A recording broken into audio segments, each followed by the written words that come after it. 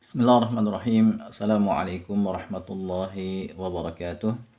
Alhamdulillah wassalatu wassalamu ala Rasulillah wa ala alihi wa sahbihi wa mawalah. Amma ba'du, ikhwani wa akhwati fillah rahimani wa rahimakumullah. Insyaallah taala pada kesempatan kali ini kita akan lanjutkan kembali pelajaran kita bersama kitab Al-Muyassar fi Ilmin Nahwi. Sebelumnya kita sudah membahas kata dan pembagiannya, ya, bahwasannya kata dalam bahasa Arab terbagi menjadi tiga: ismun, fi'lun, dan harfun. Kemudian juga kita sudah mengenal jumlah mufidah yang terbagi menjadi dua, jumlah ismiyah dan jumlah fi'liyah. Nah, sekarang kita akan bahas tentang macam-macam isim, ya, macam-macam isim. Jadi sebelumnya itu bisa dikatakan bagian muqaddimah, pengantar. Setelah itu mu'allif, ya, penulis kitab ini membahas fokus seputar isim. Ya, di sini beliau awali dengan menjelaskan 9 kelompok isim. Namun di sini tidak dijelaskan, ya, maksud dari 9 kelompok isim ini apa gitu. Kenapa dibagi menjadi 9 kelompok? Oleh karena itu, ya, supaya lebih jelas, saya ingin memberikan sedikit pengantar, ya, yang mudah-mudahan bermanfaat untuk memudahkan kita memahami materi yang nanti akan disampaikan.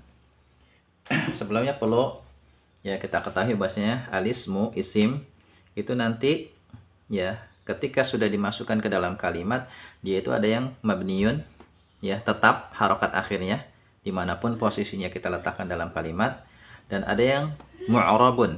Mu'arabun itu artinya bisa berubah sesuai dengan posisinya dalam kalimat, ya, sesuai dengan di mana kita letakkan dia di dalam kalimat.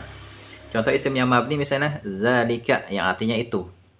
Ya, zalika kita letakkan dimanapun dalam kalimat, tulisannya tetap zalika, nggak berubah menjadi zaliku, nggak berubah menjadi zaliki. Ya. Sedangkan contoh isim yang mu'rab misalnya zaidun. Zaidun ini nanti posisinya bisa berubah-ubah. Ya, harokat akhirnya itu bisa berubah-ubah sesuai dengan posisinya dalam kalimat. Ya, misalnya Ja'a Zaidun, telah datang si Zaid, harokat akhirnya dhammah. Tapi kalau pada kalimat ra'aitu Zaidan, aku telah melihat si Zaid, berubah menjadi fathah. Ya. Kemudian pada kalimat salamtu ala Zaidin, aku telah memberi salam kepada Zaidin, si Zaid, maka harokat akhirnya menjadi kasrah. Jadi Zaid di sini dia termasuk isim yang mu'rab, bisa berubah sesuai dengan posisinya dalam kalimat. Sedangkan kalau isim yang mabni, ya, ini dimanapun kita letakkan dalam kalimat, harokat akhirnya tidak berubah. Misalnya saja kita masukkan ke dalam kalimat ini, misalnya ja'a zalika, itu telah datang, tulisannya zalika. Ra'aitu zalika, aku telah melihat itu, tetap zalika. Salamtu ala zalika, aku telah memberi salam kepada itu, tetap zalika. Seperti itu, ya. Jadi isim ada yang mabni, ada yang mu'rab. Kemudian isim yang mabni ini jumlahnya terhingga, bisa dihitung. Ya, dan dari jumlah yang terhingga itu bisa dikelompokkan menjadi sekitar 13 atau 14 kelompok. Dan di kitab Al-Muyassar fi Ilmin Nahwi ini nanti akan diberikan 5 kelompok isim mabni yang populer. Insya Allah nanti akan kita bahas. Kemudian isim yang mu'rab ini jumlahnya tidak terhingga, banyak. Ya, tidak bisa dihitung. Jadi jumlahnya tidak terhingga. Dan dari jumlah yang tidak terhingga ini nanti bisa dikelompokkan menjadi 9. Jadi 9 kelompok yang nanti akan kita bahas di sini adalah 9 kelompok isim yang mu'rab.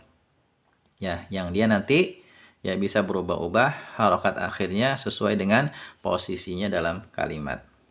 Ya, ini yang ingin saya sampaikan yang pertama. Kemudian yang kedua, posisi isim dalam kalimat itu ada banyak macamnya. Lebih dari 20.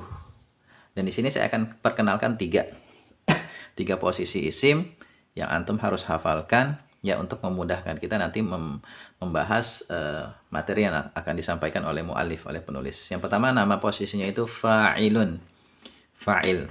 Fa'il ini gampangnya subjek, pelaku. Contoh ja'a Zaidun. Ya, Zaidun di sini pelaku, ya, orang yang datang. Siapa yang datang? Zaidun. Maka dia fa'ilun, fa'il. Yang kedua namanya maf'ulun bihi. Maf'ul bih atau objek yang terkena pekerjaan. Contoh ra'aitu Zaidan. Aku telah melihat si Zaid. Zaid adalah orang yang dilihat, berarti objek. Ya, nama posisinya di sini Zaidan maf'ulun bihi. Kemudian ada yang namanya masbuqun biharfil jarri, yang diawali oleh huruf jar, atau istilah lainnya majrurun biharfil jar. Tapi di sini saya gunakan istilah masbuqun biharfil jar. Ini nama posisi isim ya. Masbuqun biharfil jar. Contoh, salam tu ala Zaidin. Zaidin di sini sebelumnya ada huruf jar ala. Maka dia nama posisinya di sinilah masbuqun biharfil jar. Nah, ini 3 posisi isim yang antum harus hafalkan ya. Dan nanti kalau ada contoh setelah jaa ini artinya telah datang, maka dia posisinya namanya fa'il ya. Setelah jaa nanti ada isim, maka dia posisinya adalah fa'il. Setelah ra'aitu, yang artinya aku telah melihat, maka posisinya adalah maf'ul bih.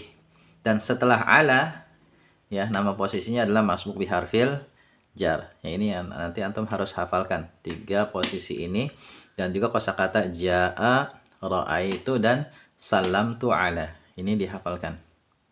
Nah, setelah ini nanti insyaallah akan kita mulai bahas ya 9 kelompok isim mu'rab.